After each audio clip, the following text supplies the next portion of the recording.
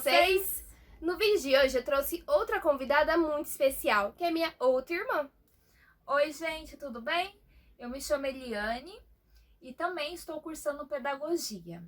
E vai ser um prazer falar um pouquinho da minha experiência, como que está sendo. Eu estou um pouco nervosa de estar aqui no canal, mas vai ser um prazer para mim conversar um pouquinho aqui com vocês. É, que chique, ela tá nervosa de estar no canal. Mas não fica não. Eu trouxe ela porque como ela tá aí cursando ainda pedagogia, ela tem mais propriedade de falar sobre o assunto que vocês estão com tanta dúvida, que é como está sendo os estágios obrigatórios durante a pandemia. Porque como vocês bem sabem, na faculdade a gente precisa fazer estágio obrigatório de 75 horas em cada modalidade de ensino. E tem que ser na escola, 75 horas presencialmente na escola. Mas durante a pandemia, as escolas estão fechadas, como que tá sendo? Então, a gente recebeu a notícia que seria feito o estágio à distância. Eita, que medo, hein? Foi um choque para mim, porque eu tava com muita expectativa de fazer o estágio. Seria a primeira vez que eu teria contato com esse mundo da educação, contato ali com as crianças, porque até o momento eu só tinha visto na teoria. Então eu estava muito curiosa. Mas daí, devido à pandemia, as escolas fecharam, a gente recebeu a notícia que seria a distância também. Então esse foi o seu primeiro estágio da graduação? Isso, educação infantil, que foi agora em março. Na educação infantil. E como que foi fazer esse estágio na pandemia? Olha, foi tranquilo, porque a gente não precisa ir na faculdade. Eles mandaram pra gente, pelo AVA, uma ficha que a gente preenche os nossos o nome certinho, preenche a carga horária de 75 horas, coloca foto e manda para eles. E assina tudo certinho. Só que a diferença é que a gente não teve contato pra gente ter essa experiência. O que eles falaram pra gente é que a gente deveria assistir às aulas que seriam disponibilizadas na TV Univesp e também no Central de Mídias de São Paulo, que foi certos horários, começava a meio-dia. Aí eu tive que assistir certa quantidade de aulas para mim cumprir meu estágio. Mas você teve que assistir 75 horas na frente da tela do celular ou do computador? 75 horas? Não, a gente assistiu 5 dias. Menos mal, né? Senão o olho ia começar a doer. Verdade, menos mal. Foram 5 dias, 5 aulas. Isso equivaleu à carga horária de 75 horas na educação infantil. Ah, entendi.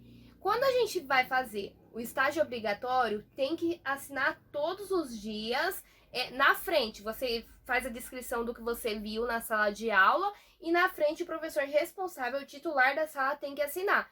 Vocês então não precisaram dessa assinatura do professor?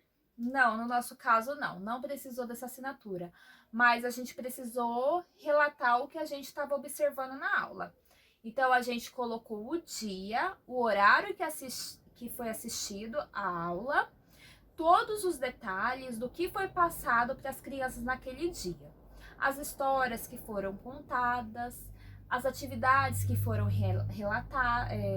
relatadas ali para as crianças fazerem. Então a gente tem que colocar em detalhes ali no relatório por escrito, pode ser manuscrito ou também pode ser digitado, não tem problema. Então a gente tem que digitar tudo certinho, tudo que a gente viu em detalhes. Só que tem uma coisa também, além da gente observar, a gente precisa dar ideias de como a gente pode usar o que a gente aprendeu e aplicar nessa situação de isolamento. Como que a gente pode melhorar ali a qualidade das aulas que são transmitidas nessa época que a gente está vivendo, que as escolas estão todas fechadas. Nossa, muito interessante. Você pode compartilhar uma das suas ideias com a gente? Posso compartilhar. Uma das ideias que eu dei foi fazer uma horta em casa. No dia que eu dei essa ideia, tinha sido transmitido pela TV, que no meu caso eu estava assistindo pela TV Univesp. Algumas histórias para as crianças sobre a natureza. Aí eu pensei, por que não então nesse dia falar sobre como a natureza com as crianças?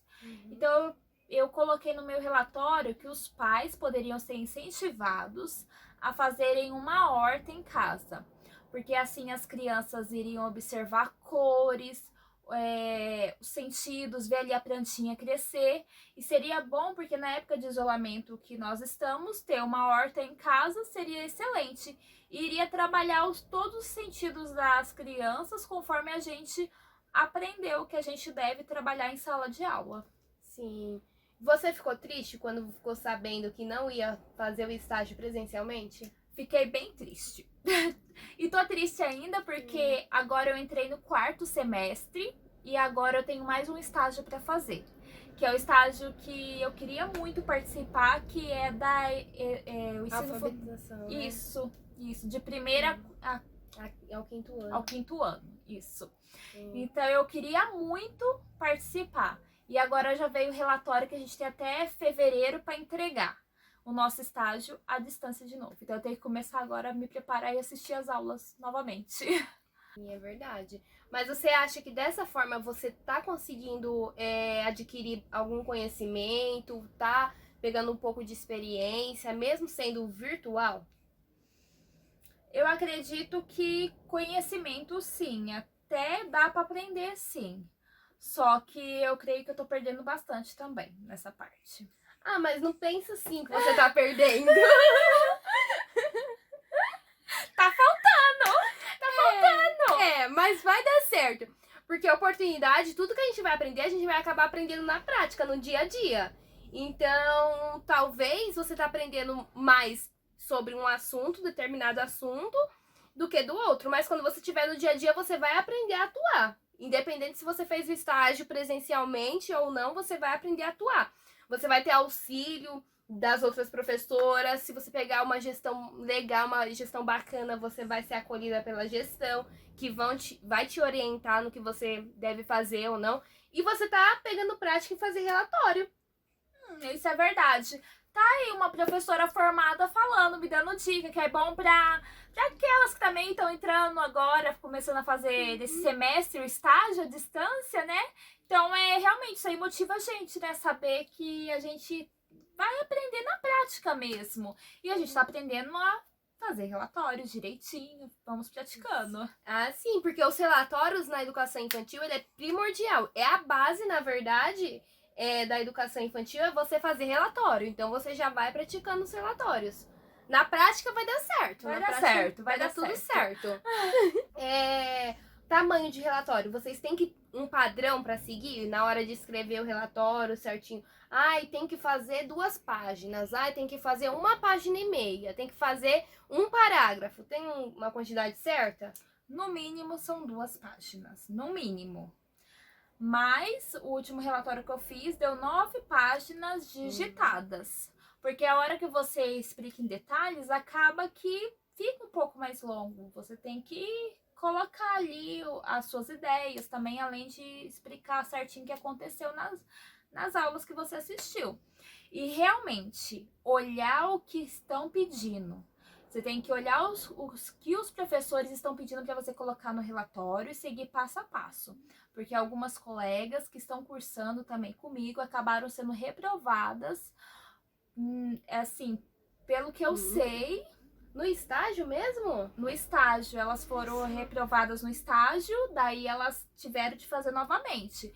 Mas por causa disso, porque elas quiseram fazer de maneira resumida, bem breve, não colocaram suas ideias e acabou que tiveram que fazer tudo de novo. E aí você tem que assistir as aulas novamente e aí acaba que você acaba perdendo tempo. Então é bem importante dedicar tempo para fazer mesmo, né? Com certeza. Tem que ter disciplina e fazer direitinho. Afinal, são 5 dias, né, também. Dá pra sentar com calma, quem não tá trabalhando. Mas quem tá, faz à noite também, né? Porque fica gravado, não fica? Quando eu tava fazendo a central de mídias, tinha um canal no Facebook que eles estavam deixando algumas aulas gravadas, mas da educação infantil não estavam deixando gravadas. Que pena. Então tava bem difícil para quem trabalha nesses horários, porque começava meio-dia a aula pela internet. Só que aí tem outra questão que eu esqueci de falar. Tem um documento que eles enviaram pra gente pela plataforma que se chama Trilha de Aprendizagem. Que os professores também receberam agora. Sim. E a gente podia fazer o nosso estágio baseado nesse documento também. Então facilitou bastante. E outra coisa também, uma ideia. Eu baixei um aplicativo no meu celular de gravador de tela. Então, teve alguns dias que eu gravei as aulas. Eu não assisti ali na hora, mas eu gravei e depois eu consegui fazer o relatório. Então deu super certo.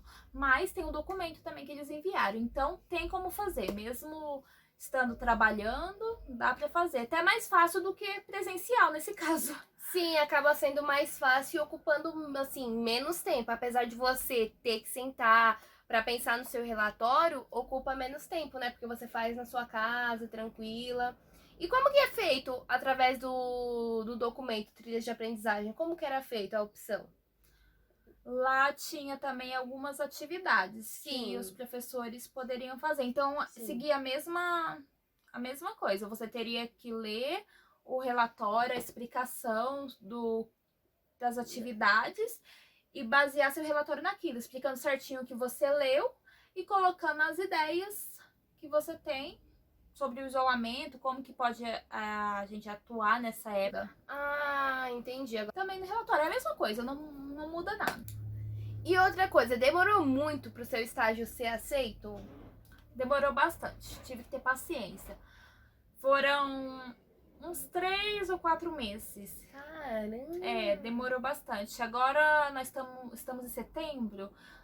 Foi, na verdade, comecinho de agosto que eu fiquei sabendo que meu relatório tinha sido aprovado. E você fez em março? Não.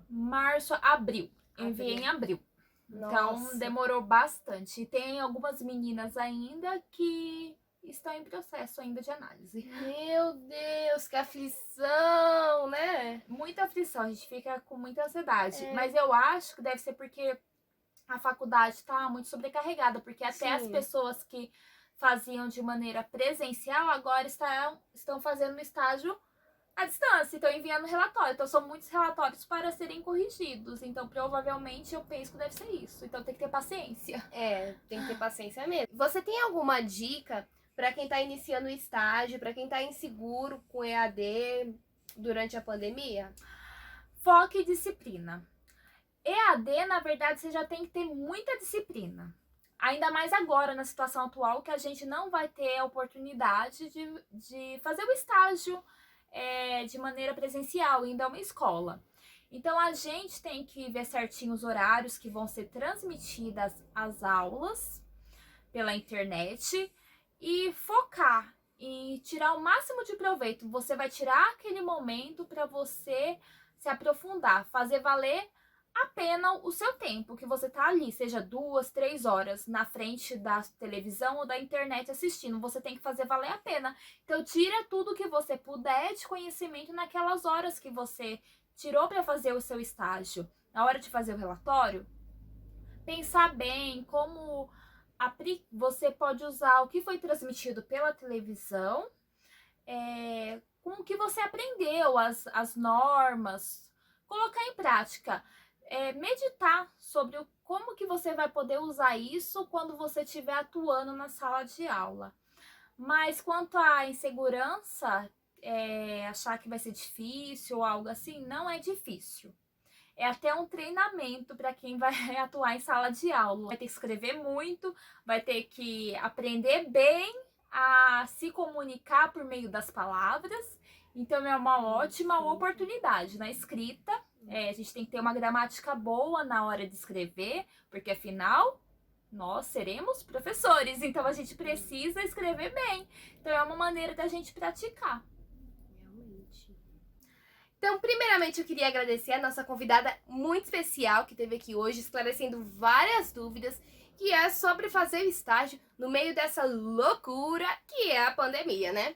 E eu também gostaria de agradecer de estar aqui. Foi um prazer contar um pouquinho da história, da minha experiência, de como está sendo fazer o estágio à distância. E qualquer dúvida, deixa aqui nos comentários. Deixa aqui, gente. E não esquece de se inscrever no canal e de deixar um like no vídeo, hein? Aí, deixa um like, gente, para ajudar o canal. E isso ajuda muito na divulgação do meu trabalho, tá bom? E eu tenho outro convite, no caso, né, pra fazer pra vocês. Pra quem ainda não sabe, a gente tem um canal de contação de histórias infantis. Então a gente tá de outro jeito, uma nova versão da gente no nosso outro canal. Ele tem parceria com a Eliane e com a minha outra irmã, a Beth Oliveira, que já esteve aqui no canal. Se você ainda não viu o vídeo com ela, vai lá ver, que tá aí um pouquinho mais pra baixo. Eu vou deixar aqui no card o link do Vai Vem Histórias, tá bom? Então é isso. Um beijo e até o próximo vídeo. Tchau, tchau!